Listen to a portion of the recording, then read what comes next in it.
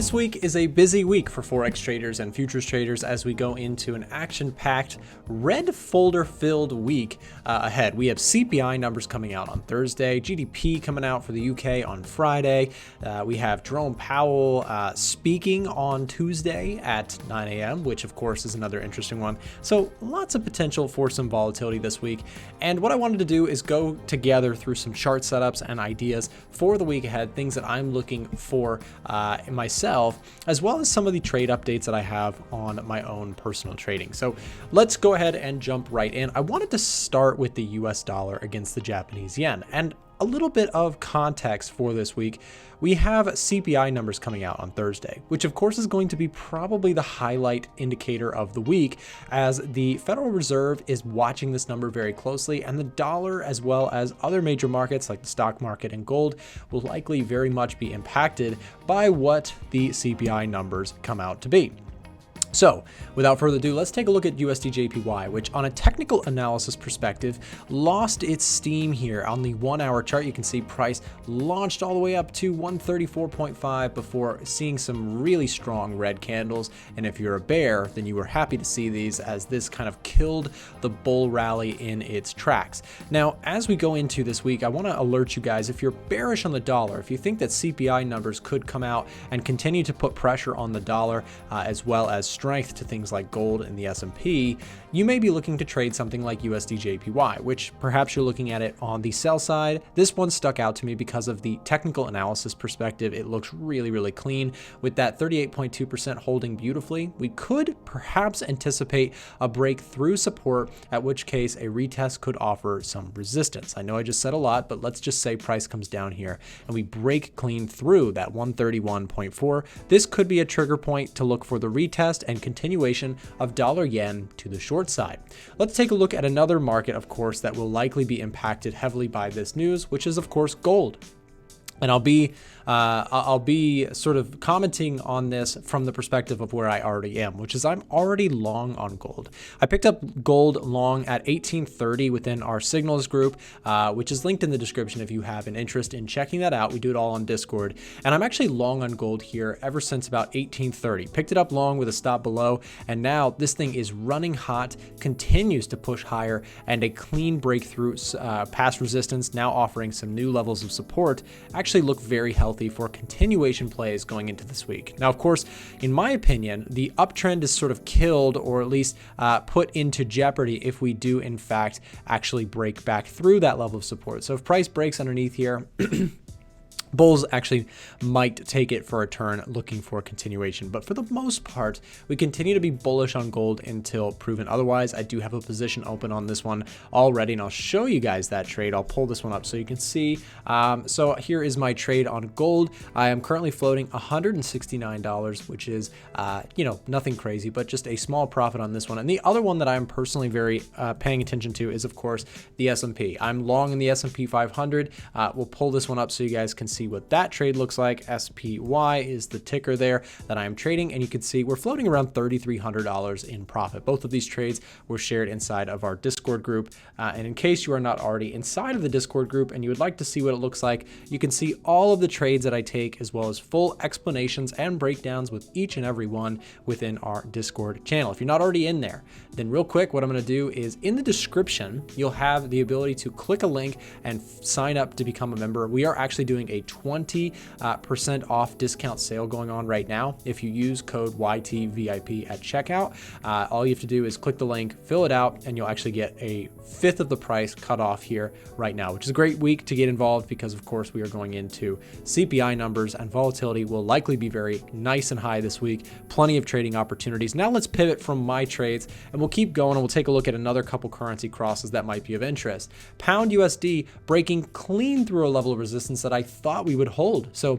here's an example of one I was completely wrong about. I did not take a trade here, as I had several trades open before this, so I decided I'm not going to take any more trades, and in this case I lucked out because I did not take a trade that definitely would have been a small loss for me. Regardless though, the pound USD breaking through this is a strong movement for the cross. We have to acknowledge that now this very same level of resistance could act as a support zone. So if price pulls back into this area, we could see continuations to the upside upside on the pound. That would be my thought process in the short term. Now, of course, we're gonna have to watch to see what CPI numbers come out to be. Here's your daily chart view, which seems to have sort of renewed its quest here to go higher as we break to the upside. So nothing really here for me in terms of a bias. We'll go to the watch list now, and I'll show you guys just quickly where we're at. Seems like the indices are making a move here today. Of course, the dollar crosses. We've got AUD/USD, Euro dollar, pound dollar, and NZD/USD making strong moves higher here this morning. Also, of course,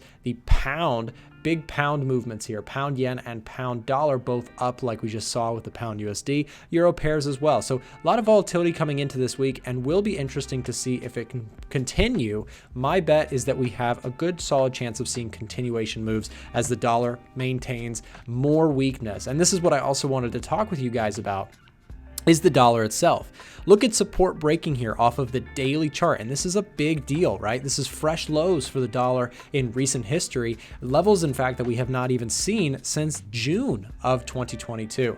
And very, very interesting to see that. Of course, from a price action perspective, this looks really, really weak, right? So in my thought process, I've mentioned this in my live stream today, pullback plays in the dollar even look healthy for shorts, right? Continuing to fade this sell-off, in my opinion, is probably the way to go. Also part of the reason why I am, like I said, long gold and the S&P off the back of this weakening US dollar. So if price retests here, perhaps even on CPI numbers, that volatility could give us an opportunity maybe to look for a short side continuation. We'll see if that happens. If it doesn't, if we just keep slipping to the downside, then Signal members and VIP group members, you guys will know we're just going to look to trail stops and let those winners run. That is the name of the game. That's what we do over and over within the group. So yeah, that's where we're at with the dollar, with a couple other assets. We talked about the S&P, gold.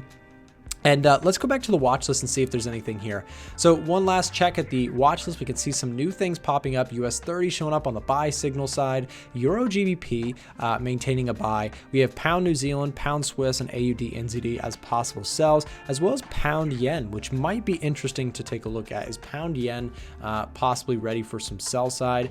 Well, you do have some potential resistance as you near the top of this range. Pound yen at 162 could offer some resistance. Might be more of a daily chart level for the swing traders, but for day traders, you might want to be careful because this is looking like a pretty strong push to the upside in the short term. But as you near that 50% retracement, that top of the range could offer some sell side on the pound yen, as we have some confirmation from the EdgeFinder. If you're not familiar with the EdgeFinder, what the EdgeFinder does is it pulls in a whole bunch of different information regarding each of the different crosses, assets, gold, oil. We have pretty much everything in here. And then it gives us a score or a bias. Now this bias is not a one-stop shop, not gonna do everything for you and tell you exactly what to buy, when to buy it, but it's gonna give us a bias based on these indicators that we pay attention to. For example, if we study GDP growth, we might wanna compare Switzerland versus Japan and see, which one gets the favorite of the assets, right? Is it more likely to be bullish for the Swiss franc or the Japanese yen? And this is information that the EdgeFinder automatically pulls in for us. And again, if you don't already have the smart money tracker, if you don't have the market heat map, if you don't have the retail sentiment tracker, all of these things are included within your EdgeFinder. So if you want access to this will also be linked down below in the description. Here's a quick look as we go into this week with COT data, and COT data showing us that oil, the gold market, the euro, the NZD, platinum, these markets are the most heavily bought by smart money or institutional traders. And on the flip side, JPY, CAD, AUD, US 10-year, SPX, these things are net the most sold things by institutional traders.